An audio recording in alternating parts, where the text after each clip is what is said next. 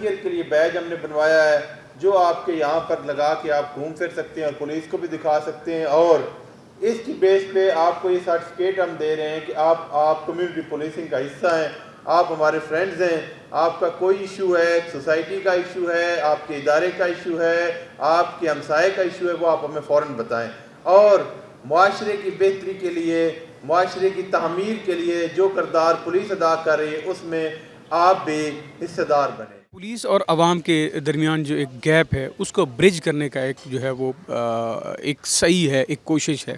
اس when کے تحت آج ملتان کے مختلف جو اسکول اور کالجز اور یونیورسٹی کے بچے ہیں ان کو مدعو کیا گیا۔ تو basically it was an interactive session جس میں پولیس نے اپنے رولز، رسپانسبلٹیز اور جو چیلنجز پولیس فیس کر رہی وہ بچوں کے ساتھ شیئر کی، اور بچوں سے جو سوسائٹی میں پولیس کا ایک امیج ہے اس کے بارے میں جانا، اور الحمدللہ the session went very well.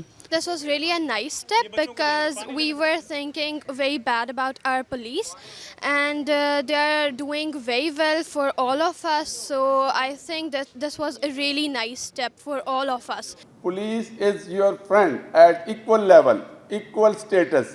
اور ہم آپ کے ہیں، آپ میں سے ہیں، آپ کے ساتھ کسی نہ کسی رشتے سے جڑے ہوئے ہیں۔ جہاں بھی لفظ تعلیم کا استعمال ہوتا ہے تو اس کے ساتھ تربیت بھی ہوتی ہے، تعلیم و تربیت، کہ ہم اپنے بچوں کی تعلیم و تربیت کریں۔ بدقسمتی یہ ہے کہ ہمارے یہاں بچوں کو تعلیم تو دی جا رہی ہے لیکن تربیت نہیں دی جا رہی۔ پہلے ہم لوگ غلط سوچتے تھے کہ پولیس ایسی ہوتی ہے، لیکن ہم اس چیز کی وجہ سے ہماری ساری نیگیٹیوٹی ختم ہوئی اور ہمیں بہت سارے پازیٹیو سٹیپس پتہ چلے کہ پولیس ہمارے لیے کتنا کچھ کر رہی ہے۔ جس چیز سے ہم لوگ ان اویئر تھے وہ ہمیں اویئرنیس دی کہ پولیس ہمارے لیے بہت کچھ کر رہی ہے۔ ہم انسان اگر جڑ جائیں تو سارا کا سارا معاملہ سیدھا ہو سکتا ہے۔